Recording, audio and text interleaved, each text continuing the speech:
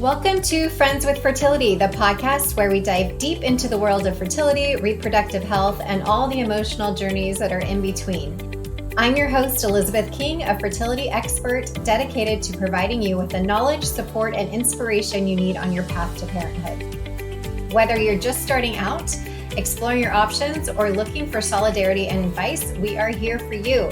Let's embark on this journey together and turn uncertainty into empowerment and make friends with fertility. Let's get started. Hey everyone, welcome back to Friends with Fertility. Today we have Leslie Schrock. Welcome, Leslie. Thanks for having me. She is an entrepreneur and investor working in the convergence of health and technology. She is the author of Bumpin, the modern guide to pregnancy and fertility rules, the definitive guide to male and female reproductive health. Leslie was named one of Fast Company's most creative people in business, and her work has been featured on The Economist and CNBC, NPR, Time, GQ, Fortune, New York Magazine, Wired, and the New York Times. Leslie lives in Brooklyn with her husband and her two little boys. Welcome, Leslie. Yeah, it's great to be here. This is exciting timing for me because Fertility Rules just came out in Spanish and Bumpin just came out in its second edition. So I'm very excited to be chatting with you. That's cool. We just we do everything globally here as well. So we just hit our 25th country of reaching fertility students and getting them certified as coaches, and we've helped thousands of women all over the world. And my kids are fluent in Spanish, so we just told them the other day that there are 21 Spanish-speaking countries in the world. So no doubt that your interpretation or translation into Spanish will do well, no doubt. So there's so much to dive in here, but first of all, let's figure out, how did you get into this world? It's such a unique niche. Tell us a little bit about your story. Yeah, so I've worked in health tech for well over a decade now, and was really passionate about healthcare solutions that could reach everyone. I was a very early advisor to Maven, which is the first billion-dollar company in women's health, and I thought I knew a lot. I'm not a doctor, but I certainly had worked very closely with clinical teams for years. And all of a sudden, I found myself, like so many. Always in fertility or No, general? across healthcare, but I always Okay. had a special interest in kind of, women's health and reproductive health. Okay. Because there was so much need. I mean, back when, I started working in this, there weren't many companies, if any, tackling this particular area. Right. But, I worked in women's health for a long time, and then all of a sudden, I decided to start my own family, and I think, as many people do, assumed it was going to be easy, and it was not easy for me. I had 2 failed pregnancies before my first son was born. He's now almost 6, and I had another miscarriage between my second son, who's now almost 4. Yeah, and in a way, I mean, look, like, it was the hardest thing I've ever gone through. I actually had to terminate the second pregnancy because it was not viable, and it wasn't ending on its own, even though it was going to shortly. And so, realized that the conversation around pregnancy and fertility just was not as open as I thought perhaps it should be. And so I started talking really openly about my journey and, kind of what I had gone through and what I thought needed to change. And I wrote Bumpin during the pregnancy with my first son to answer all of my questions and, the questions of other people, and to really serve as an educational bridge between the medical community and patients. And I say patients, like any family who has questions about this process. So that is what brought me to work. And then Fertility Rules really happened because I have now explained ovulation to so many people, as I know that you do too. I know that this is like such a big part of your job too, right? We are not taught these basic things about our bodies. And so Fertility Rules is a prequel to Bumpin for anyone who wants to know more about their body, who is struggling to get pregnant, or maybe who just wants to know how do male and female reproductive systems work. Sounds like it needs to be in the public school system. I actually would love to do a version of Fertility Rules for kids, but I do have a lot of parents write me saying that, They used it to talk to their daughter about birth control because there's a whole chapter on birth control and the pros Right. and cons and trade-offs of each kind. Also for boys, imagine a world in which men understood birth control. That is the dream. 100%. And as a fellow boy mama, I think that's part of our kind of new collective energy for women who are in this area or have been through it to try to communicate to the boys as well of these are the things that could happen and to be aware of and how to operate through them and to be sensitive to those things and to have be sure they're taking care of themselves in that way Yeah. as well, which again I don't think any of those conversations were being had with young boys when we were growing up. So I'm hoping that on both sides of the fence that the education is brought to a new level and awareness in general. So you mentioned the kind of almost energy, the stuck in the almost. Tell us a little bit about what you mean by that. I think a lot of people just aren't taught all of these things. I think a lot of women want to get, where they need to get to have a baby. They want to, do the things they need to do, but it's hard. Like it's not always easy to prepare your body. It's not always easy to even have these conversations about fertility, right? With anyone, regardless of whether it's a coach or it's a partner. I think these conversations with our partners can sometimes be the hardest of all. I'm sure that that's something that you see a lot of in your work. Right. So mainly just kind of what you were saying earlier. It's like we touch on the very high level of educating and but the simple things like ovulation we're not taught on, so to No. speak. Or that Yeah. sperm can live for up to 5 days in the reproductive tract. That is one of the facts from fertility rules that comes up the most and Right. surprises people the most. It doesn't mean it's going to, it just means it can. And that is why so many pregnancies are unintended because people don't know. Right. I mean, I know I didn't start my fertility journey until I was 40. I didn't know that until then. It's like, oh, what else am I going to be learning at this point? And that's a major thing. So, you've had an incredible career in the intersection of health and technology. And what first drew you to, you said you went from other healthcare to fertility. Was that just by accident? No. So I mean, look, I think so many of the entrepreneurs and company founders that I've worked with in my career, and most of the very best ones, come to it really from a place of personal experience and personal need. I am no different. When I was in my 20s, I found out I had ulcerative colitis. So I have irritable bowel disorder. I've had it for a long time, but I was misdiagnosed for 5 years. I had to really fight for myself. I was sick, but I was told by a series of doctors, well, it's IBS, it's just your period, it's just female problems. And I knew the whole time that it wasn't. I felt like no one was hearing me, no one was listening to me. And it really taught me how to be, a more empowered patient in healthcare settings and also to trust myself that when something in my body wasn't right, it was my job to really advocate and to speak up on that. So I became a very empowered patient. I actually put myself into remission Oh, about a year awesome. after my initial diagnosis. So when I went in, I was very, very sick. They thought I had colon cancer. I had my colonoscopy. They said, congratulations, here's your diagnosis. You are going to have to really change how you're eating, what you're doing, your activity. I was a runner, for many years. And, I like to eat in a certain way. And they basically cleared the decks and said, look, you've got to make some really big changes in your life. And I took it seriously and I kept a food diary for a year. I took the food diary to my doctor. My doctor had no idea what to do with it, but I did the follow up colonoscopy and he said, whoa, well, I don't know what you did, but there's no sign of the disease. Like you have, Amazing. yeah. So I put myself into remission and I really learned the power of, using technology in a way that supported my journey, but maybe didn't make me a crazy person. Because once I identified the things like dairy that were really triggers for me, I eliminated them. I still eliminate them. And I just control my conditions through my diet. It means sometimes I don't get to eat the things I want to eat, but I pay the price when I do. And so Hmm. it's just become, it is like everything else in life. It is trade offs and it is, doing what you need to do to feel good, but I do. And I think for me, the fertility and pregnancy journey, so much of it was driven by Maven. I've been part of that company for a very long time, since it was before it was even called Maven. But I just have seen such tremendous need in especially maternal health. We do not do enough.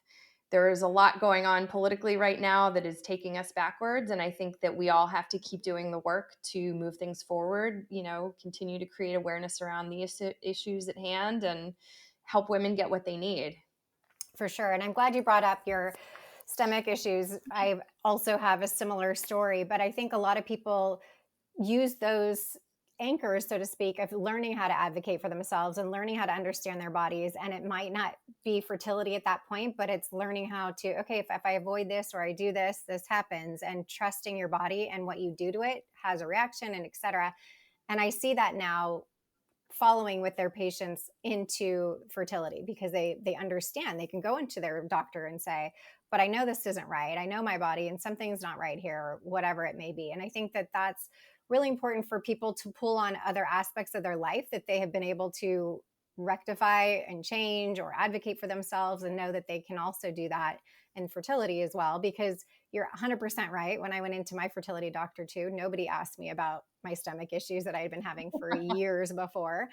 And it is important, especially that. I mean, it's your visceral system. So much energy comes from that area in your body, and it's impossible to think that it's not correlated. So thank you for kind of segueing into that. Let's go back to being an investor and an entrepreneur in this space, because it is so needed for men and women to talk about this, and to bring the technology forward and education, kind of bridging those gaps together. Where do you see the biggest gap and need is? Oh man. I mean, I have to say, I still think it's male fertility, because male fertility is a women's health problem because women end up paying the price for men who are not treated. Women are treated sometimes when they don't need to be. Sometimes you don't actually need IVF when your husband is the issue. So I still, I invested in a company called Posterity that is kind of bridging this gap right now. They're providing male care, which sounds really simple until you realize that there are only around 200 fertility doctors for men. They're called reproductive urologists. They are so scarce that many people don't even know that they Right. exist, because most clinics just don't have them on staff. So Mhm. Posterity, has the largest private collection of these doctors. They can deploy them into different clinics, but they also can provide virtual care. And I think one of the reasons that I am really passionate about male care in specific, other than it really deeply affects women, is that it is often treatable. If you have a Right. varicocele, if you have, as long as you're not completely azoospermic or it's a genetic issue, men can be treated. And in 3 months, you can see a whole new world. And Which I love, because I'm so yes, data driven, to be able to see, like, here we are on this date and then we do it again 3 months later, or not even 3 months sometimes. It's incredible. I've seen so many great stories like that that we can actually measure compared to women, right? They can say, oh, your egg quality is gonna improve. We don't really know that, because there's so many steps in the process of retrieval and fertilization, et cetera. Like, we don't know exactly where the breakdown is. And with men, you can do X, Y, and Z to improve, and you can see that in most cases, obviously, as a caveat. But I couldn't agree with you more. I think that the more men we have as well coming forward to say, this was my story, yes, and owning that is going to be amazing too, because there is still such a veil of shame, so to speak, yes. with men around it. And it breaks my heart, quite honestly, because there's no need for that. It's so common. It's nothing I mean, it may be something that you're doing, but it's something you can fix, right? So that's the thing. It doesn't have to be a shameful process.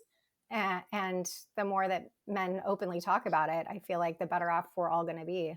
Yeah, I can't wait for male fertility not to be taboo. But I do have to say, in the 2 years since fertility rules came out, it's kind of a funny thing that happens to me now occasionally at an event or a dinner party or some gathering with friends. One of the dads will come up to me and go like, "Hey, hey, it was me. I Hmm. was I was the reason that we had IVF. Thank you for writing this, because I Right. didn't have the words or the narrative to explain our journey. I felt so badly. I felt like it was my fault. I saw what my wife went through.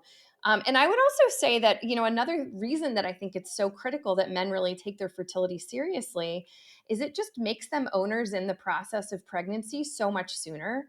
I think for men, it's so difficult sometimes to connect with a pregnancy until like the baby's there. And then it's like, Right. whoa. I mean, for us, it's immediate and it's never, it just doesn't end from the moment you get pregnant to the moment. I mean, I don't think ever really as a parent, like I'm never going to feel disconnected from the desire to take care of my kids. But for men, sometimes it just doesn't happen until they're like, oh God, it's a baby. Look at that. That's a baby. I'm holding a baby. That's my baby. So I think if we really made men feel more like co-owners of pregnancy and just, equal contributors, we'd be in a much better spot as co-parents as well. 100%. And I think a lot of that, as being a mom again of boys, starts with the conversations that we have now with them, Yes. right? Of just being honest with them about how a baby comes to be, and what part you have, not literally, but like that you have a part in that too. And it's all of those things that we somehow are navigating Yeah. as we go along, flying the plane, building the No, plane as we're flying it. I do have a funny story because it's interesting. Like I was telling you, fertility rules has ended up serving people in ways I didn't expect. And one of the ways has been, parents using it as a way to talk to their teenage daughters about birth control or whatever. But my older son, who's 6, back when he was like, I don't know, he was like 4, he looked at one of our wedding pictures and he said, well, where was I? Where was I in that picture? And I thought about it for a second before I answered. And I said, well, I mean, half of you was in my belly. You were a little egg. He was like, I came from an egg. And I said, yeah, the half of you came from an egg and half of you came from dad. We haven't really tackled sperm yet. But he knows he grew in my uterus. He knows my belly was his first home. He often comes and gives me a hug and says, oh, my first home. Hmm. I had 2 C-sections with my kids that, were not the way I wanted to give birth, but it's the way they got here and everyone's great and I'm all good with it. But they both think it's so cool that they can look at that scar. They have this like visual of, whoa, I was in there and then like they cut me out. Now the little one thinks cutting him out is super cool. So but I'm actually very honest with them. I use like the proper terms. I use the Same. the language, because it really gives them, then it's not a taboo for them later. They just know the language, they know how to describe their bodies, and it's just biology at the end of the day. It doesn't have to be everything else when they're this little. I agree. So, what do you think are the red flags for technology and apps and tracking devices and all the things that are on the market right now?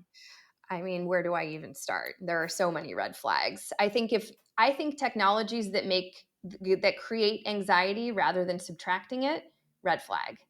I think that, when it comes to like the day-to-day stuff, I use an Apple Watch. I have like some smart tracking stuff in my house. I'm also working on a third book right now and I'm writing about this process.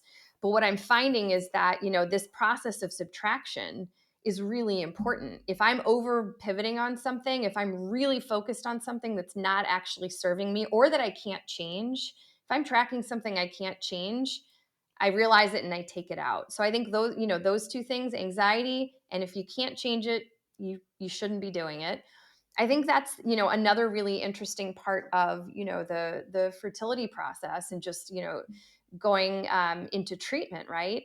Is there are so many tests, there are so many treatments, there's ICSI, there's PGTA, there are so many things that fertility patients confront in their paperwork when they are, onboarded as a patient at these clinics, and they don't really get that much information when they walk into an appointment, unless their doctor really has a lot of time. Oftentimes it's a packet that's emailed to you that you then have to sign and send back or you can't get your drugs. It's a Right. very strange thing. And so I think it's a powerful thing to, I wish everyone had a fertility coach or a nurse or someone on their side up front to kind of guide them through the process. Some clinics offer it. Clearly, you are playing an important part in this. But there's so much that's just never explained. But the thing I always tell any patient who reaches out to me, whether it's a friend or family member, whoever, is it is your right as a patient to understand what is being done to you. It's called informed consent. Anything that's being done to your body, any procedure, any test, any technology that you're being offered, you have the right to understand why. and if it's necessary or not, or if it's just another thing in the menu of a fertility clinic's offering. I mean, that alone is its own episode, right, of all the things, because I think even being in the system, what you go through and what you think you're informing to consent on, then what comes back on your paperwork later is also different, right? If they're trying to submit to insurance or whatever, you're like, "Oh my gosh, my head is spinning. I didn't realize I did that. I thought I did this." And when you go back, in my situation, going back to them and saying, "Wait, I thought that's the procedure I did," and they're like, "Well, no, we got to put it in as this for insurance to see if they'll cover it." Ironically, I didn't even have fertility insurance at the time anyway, so I'm not even sure what that all was about, but it's really can be play tricks on your mind because you're trying to keep track and be up to date with what it is that's happening, but yet you're not really sure if you're getting fed the full story all the time based on what's going on. So I think stay close to all your information, your nurses, your doctors, talk to coaches or whoever it is that you're helping you to dissect your situation because it is important to know and to keep for years down the road to know what medications did you have, what's going on because depending on your dosages and stuff, it could affect things long term. We don't really know at this point. I think that's the Right. other thing is don't be mistaken that we've had long term clinical trials on a lot of these things. We really haven't. So be your own advocate in keeping all of your paperwork and everything. Yeah. Where do you think AI and predictive health data is heading in terms of fertility planning? Oh man. I mean, I think it's really interesting to see what's happening with companies like A Life that are using it to, better predict embryo quality, sperm selection. I think that there are stops on the way with, the IVF tech stack where it's Mhm. actually quite important. I invested in a company called Conceivable Life Sciences, that I believe is solving the probably the biggest problem actually in the fertility industry, which is that robots are a whole lot better at doing these embryology procedures than Right. humans are. Mhm. If you look at a robot do ICSI, which is intracytoplasmic sperm injection, where you select a single sperm and you use a micropipette and you put it into an egg. If you watch a video of a human do it versus a robot doing it, you will be a true believer because it is so violent when humans do it. And it has to be. There's just no amount of precision with your hands that you can have. And Like, it's different with every embryologist, right? Every user is different. So yeah, that's the other thing. yeah, well, I mean, and you were talking about this earlier, right? Like, I think one of the things that's so frustrating about the fertility industry and medicine in general, but especially fertility, is there is this whole attitude of it is an art, not a science. Well, it actually is a science, but we don't have all the data we need all the time. And every clinic and every clinic chain and every physician has a slightly different way that they like to do things. Some really like a heavy stim protocol. Some like to do a natural transfer. Some want to do this version of medications. Like, it's crazy to see. Even a good friend Right. just showed me she had two different clinics send her stim protocols in Chicago, and the protocols were so different. She was like, which one is right? And I said, well, there is no right. Right. There is, like, Correct. unfortunately, there is no Yeah. right. You've got to go with the provider and the clinic that you think is going to be a better fit for you, communication style. You should look at the lab, you should do all of this, but in the end, if the stem but back to the point of embryology, right? You can have a perfect stem protocol, you can take CoQ10 for a year, you can do everything possible, and in the end, if your embryologist has a hangover, it doesn't matter. Right. And I think, I mean, I love embryologists. I'm fascinated by the whole all that they do. But at the end of the day, it is a fairly still very new industry Yes. niche of what they're doing. And so I think that the lab you mentioned, labs are so important. I always tell people, yes, you want to be aligned with the physician, of course, but also figure out the lab and the results that they Yes. have. But also, what is the history? Who are the embryologists? Interview them, talk to them. What is their experience? Because there's a lot of new young people, and sometimes that's really great because they're out of school, but dig into that a little bit, right? Yep. There's so much to be to know? And are they following the technology? Because I think there's some resistance, right? Because they don't want their job eliminated by technology, even though there has to be a human behind all of these things. I think you're investing so much in your own future in this. You have every right to talk to all the people that you need to talk to within these clinics to find out who's going to be the best part of your fertility team, Well, really. and if you talk to embryologists, frankly, many of them want to take away some of these very manual steps of the process because they know that they're not as Right. precise. They know that their outcomes will get better. Better. They can Right. focus on the parts of the work that are actually more fun, that are Hmm. actually, more high leverage. And that's really where I see technology playing a huge role, is not just, it's the precision, it's increasing and improving outcomes, it's getting more patients through the door of the clinic, because that's the other problem. The embryology lab can often be the reason that they can't serve more patients at a time. It's not always there aren't enough doctors. Sometimes it's just the lab gets really backed up. And Right. that is a hard thing as an embryologist too, to feel like you're the choke point.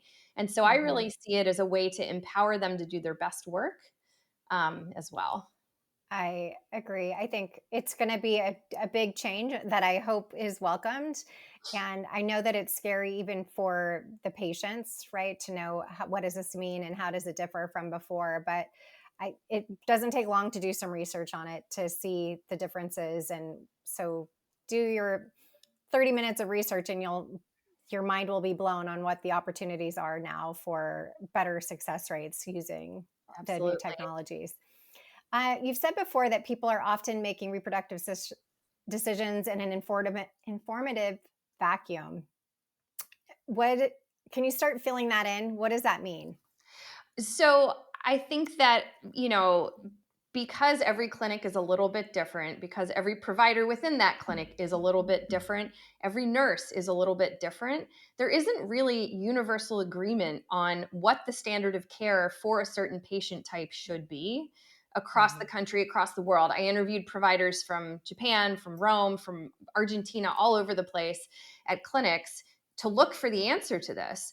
Would you prefer a frozen transfer? Would you prefer a fresh transfer? In what circumstance would you do a fresh transfer? There's just not agreement on this. So I think that it's both a vacuum in the sense that you're going to hear whatever your clinic tells you, and then maybe you go on Reddit and you read some stuff. Maybe you're like me and you go read FertSturt. Like, maybe you go read other journals about all of this. But in the end, like, it's really going to come down to the provider that you are working with, and it's going to come down to your body, your circumstance, your things. So I think that, it's just really important not to go looking for more information than you need, but also feel really empowered to ask the provider that you are working with for, their guidance, and if you don't feel heard and you feel like you want a second opinion, you should always go get that. Yeah, I touch on this all the time as far as the uh, being online. You cannot unsee and unread things that you shouldn't. And you're talking about stress earlier with the devices and things like that. If getting online is you causing you any slightest amount of stress, get off, Yes. because you're going to self diagnose based on Susie Q story or whatever. And you don't want to do that. Stay in your lane, talk to your doctors, as Leslie just said, get second and third opinions so that you can base that from your own situation, not on somebody else that you're reading online, because you don't know their medical history. You don't know if they have stomach issues or thyroid Yeah. issues or whatever it may be. So, really stay in your lane and do your research based on the providers that you're reaching out to, I think is key. If you had a magic wand and could fix one thing about our culture and how it handles fertility, what would that be? I mean, it would obviously be that this should not be a taboo topic, because so Mm. many of us deal with it. So many of us confront this decision, whether it's due to age, whether it's due to male factor, whether it's due to endometriosis. It does not matter why it's happening to you. It has happened to someone else exactly the same way before. You are not alone in this. And I think that that is the thing that still really bothers me, is that it is so lonely. It is so lonely to go through infertility. I know when I had my second miscarriage, when we found out that it wasn't viable and we were forced, we were Mm. kind of confronted with this decision. of like, you need to end it, because it is going to end on its own very shortly, but it Hmm. would be much better for you and your body if you just Right. terminated it. And it was not a decision. I had never thought about abortion in that context. Like, For it's sure. not always a choice. And I talk about this a lot now publicly, because I Hmm. feel like it's still not a conversation we're having frequently enough. Hmm. It's not always a choice. It was very lonely for me. I didn't know anyone who had gone through that before.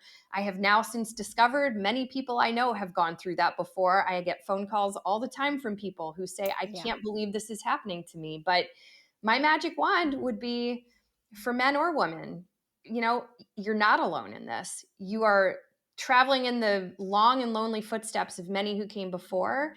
And even when you're done, you may never get answers. I actually still do not know why. I assume it's my egg quality. My husband got tested. He's actually great. Doesn't mean there's nothing wrong. Hmm. But I don't know why we had such a hard time. And I had to kind of, put that on the shelf and say, like, I'm going to live with that uncertainty. I'm going to make my peace with it. And I am peaceful. I have two great kids. I'm so lucky. I look at them every day and feel so lucky that I have them. But I just, I think it's so important that whatever level of disclosure you feel comfortable with, whatever makes you feel seen, heard, helps you process, whatever that looks like for you, there's no wrong way to handle infertility other than just keeping it inside, because that is so hard. Been there. It's I so know. And hard. I see most people are ironically type A. They white knuckle through it, feeling like they can do this. They have, you know, they run businesses, they do all the things. So why can't they do this on their own? And Yeah. I think that's the other thing is you don't have to do it on your own. No. There's so many people, like you're talking about several people that have reached out to you that are in their situation. You're, again, to echo, you're not alone. The numbers, again, because I'm a data driven person, if you think of the numbers of 1 in 6 and you're in Starbucks and you like just look at the line, Yep. you're not alone, right? So just visualizing those sorts of things in your day to day to know there's somebody on my street this is happening to or happened to, you know, and the more you open up, the floodgates will just open because people are like, me too, me too, me too. This happened to me or my sister or my sister-in-law is going through it right now. And I think that is what's going to really move the needle is people talking about this, talking about the situations where you had to terminate and getting educated about what abortion is. I think we were brought up thinking abortion is a form of birth control in a sense. And, it's not till Healthcare. now we understand what does that really mean? Well, if you look at my medical records, it says I've had abortions as well. I didn't choose to have, it wasn't my form of birth control. This is what my story was. And so I think that's, again, a part of education that people just don't understand the terminology and the semantics being used, unfortunately. And so I'm glad to meet a fellow woman out there who's educating the public to know this is really what we're dealing with. And let's like knock off all the nonsense and really call things what it is so that people can not feel alone and be supported and move this needle to the place where it needs to be and get people their families in whatever way that may look like. Yes. So what are the bits of your books that you want to leave us with today, and then where can people find you? Yeah, so I think, the things people write in my reviews anyway are, they feel empowered, they feel like it's very informative, but it's also an easy read. I think that was my goal. Is I am a very data-driven person too. I am a very Western medicine with a touch of Eastern medicine where appropriate, where, there's some proof to point to. But I am a data driven person. I just want people to understand the basics about their bodies, about pregnancy, how to have hard conversations with their partners, what to do for yourself practically. Because, like, pregnancy is not just a collection of health symptoms, it is a whole body, whole life transition. And so is the fertility journey. There's so much that goes into it that you just don't get from health books, right? So I really see it as a whole life book, both of them. And so I love to I hear from people mostly on Instagram. I would say most of my readers reach out to me there. But I'm also on, email and LinkedIn. I have a website, leslieschrock.com. But if you find, I'm easy to find on Instagram, and I always write back because it's like the greatest thing in the world to hear from someone who liked your book. You never have any idea what's going to happen when you put that out there, but it makes my day every single time. So It's I like love your it. third and fourth babies. Yeah, it is. It That's is. awesome. Very cool. Well, I can't wait to get them and put them on my bookshelf behind, which you can't see at this moment, Yeah, but I'll it's send you some right copies. over. Great. Well, thank you so much for being here. I really appreciate the movement that you're helping to create, and just your sincerity on investing in things that will make the change in the industry that is so needed. And I can't wait to see what happens next. Thank you. Well, thank you so much for having me. It was great to be here. Thank you for joining us on this episode of Friends with Fertility. We hope that you found the stories, insights, and tips as inspiring and informative as we did. Remember, you are not alone on this journey. Your friends with fertility are here for you. If you've enjoyed today's episode, please subscribe, rate, and leave a review on your favorite podcast platform. And don't forget to follow us on social media for updates and more fertility resources. Until next time, stay hopeful and keep believing in your journey, and know that we are sending you lots of love.